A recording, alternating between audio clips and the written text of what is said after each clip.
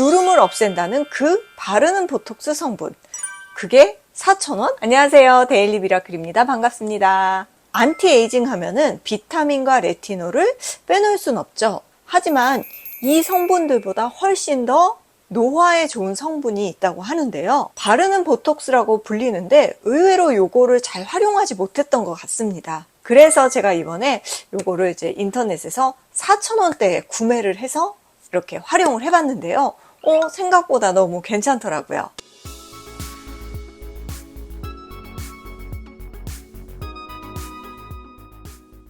짠, 바로 요 이데베논입니다.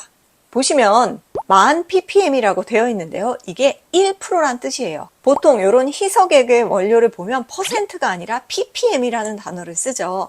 ppm은 백분율로 따졌을 때 10,000ppm이 1%란 뜻입니다. 그래서 이거는 10,000ppm이기 때문에 그 원액이 1%가 들어있다는 거죠. 이 이데베논은 하이드록시 데실 유비퀴논이라는 별칭을 갖고 있는데요. 원래는 초기 알츠하이머, 즉 치매를 목적으로 개발된 약물이었다고 합니다. 그런데 오랜 시간이 지나면서 미국의 화장품 협회에서 이 성분이 이 피부의 안티에이징에도 도움이 된다는 사실을 인정하면서 그때부터 이렇게 화장품의 원료로 쓰이게 되었다고 해요. 그만큼 이 이데베논은 항산화 지수가 높다는 건데요. 보통 비타민 C나 비타민 A, 비타민 E 이런 것들의 항산화 지수가 55점이라면 코엔자임 Q10은 65점대, 그리고 이 이데베논은 95점이라고 합니다. 그러니까 항산화율이 굉장히 높은 거죠. 우리 몸 안의 세포 속 미토콘드리아의 산화를 방지하면서 세포의 산화 스트레스 지수를 낮춰주기 때문에 노화로 인한 색소 침착, 잔주름, 탄력, 이 피부를 보호하는 등등 이 피부적으로도 굉장히 많은 도움이 된다고 합니다. 사실 피부 탄력에 도움이 되는 성분들, 아데노신이라든지 아세틸, 피브로 이런 성분들은요, 단독으로 이렇게 희석 원액으로 썼을 경우 피부의 건조감을 좀 유발할 수가 있어요. 그게 이제 탄력 성분들의 좀 단점이기도 한데, 요 이데베논은 그래도 굉장히 촉촉하게 건조감 없이 희석 원액으로 쓸 수가 있더라고요. 다만 이 이데베논은 수용성의 성질을 갖고 있다고 해요. 우리 피부막은 피지라는 유분기와 함께 콜레스테롤, 지방산, 세라마이드와 같은 이 지질 성분이 이 피부의 맨 바깥층을 보호하는 작용을 하고 있죠. 그래서 수용성만 있는 제품은 그거를 침투할 수가 없어요. 그래서 이런 수용성의 성질이 있는 제품을 사용할 때는 크림류라든지 혹은 세라마이드 성분 혹은 히알루론산과 같은 성분과 함께 믹스를 해주셔야지만 흡수율을 좀 높여줄 수가 있어요. 제가 이 이데베논을 처음 또 발라보는 제품이다 보니까 좀 호기심이 생겨서 서치를 해봤는데 간혹 이 이데베논이 안 맞으시는 분들의 공통점이 있더라고요. 뭐냐면 이 희석 원액을 단독으로 발랐을 때 저촉성 피부염 같은 어떤 붉은기라든지 뭐가 막 올라오시는 분들이 종종 계시는 거예요. 이렇게 디판테놀, 즉 덱스판테놀이라는 또 성분을 같이 쓰시면 훨씬 이 부드럽게 적응을 하시면서 쓸 수 있습니다. 그래서 이 덱스판테놀과 이데베논을 소량 섞으시고 처음에 바르시다가 차차차차 요 이데베논의 양을 늘리시면서 하면은 그 접촉성 피부염 같은 어떤 뭐가 난다는 증상이 훨씬 완화될 수가 있다고 합니다.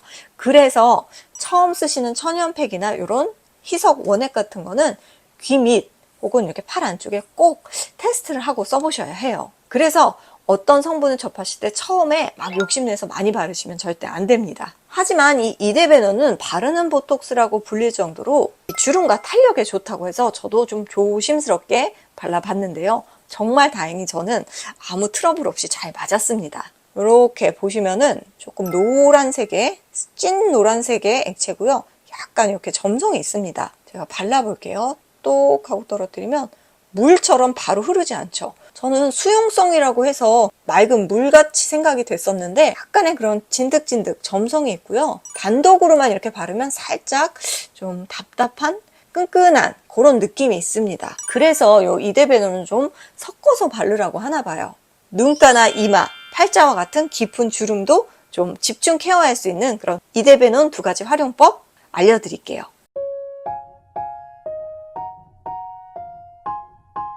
저는 이 이데베논의 성분을 좀 더 부각시키기 위해서 이렇게 단독 성분 로즈워터를 활용할 거예요. 버터를 좀, 네, 요 정도니까 요거의 10분의 1 정도, 한 요 정도를 좀 넣어줄게요. 이렇게, 요 정도, 이렇게, 네. 요 정도만 넣어주면 10분의 1 양이 딱 되겠죠. 그리고 히알루론산도, 네, 1 정도 비율로 넣어줄게요. 로즈워터를 베이스로 했을 때는 피부 수분도는 물론 피부의 자극을 좀 줄여주기 때문에 이렇게 미스트를 만들 때 베이스로 쓰셔도 굉장히 좋습니다. 물론 로즈워터 단독으로 바르셔도 참 좋고요. 이렇게 하시고 이거를 잘 흔들어 주세요. 그러면 이 농도 자체가 확 달라집니다. 불투명한 약간 연한 바나나 우유 색같이 바뀌었습니다. 네, 약간 제가 불량품을 샀는지 분사가 너무 이렇게 일직선으로 돼서 제가 이렇게 좀 손으로 발라볼게요. 이렇게 발라보면은 굉장히 촉촉하고요. 주름에도 너무너무 좋을 것 같아요. 너무너무 건조하고 자글자글 주름이 있을 때는요, 이렇게 이데베논 미스트 만들어 두시고 수시로 뿌리시면은 속건조는 물론 주름, 탄력, 그리고 이 물광 이런 거에도 많은 도움이 되실 것 같습니다.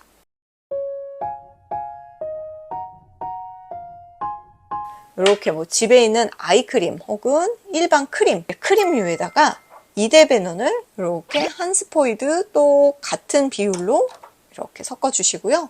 여기에 히알루론산도 톡 하고 같은 비율로 섞어 주세요. 그리고 중요한 거, 이렇게만 하셔도 좋지만 여기에 주름에 좋은 성분이 뭐죠?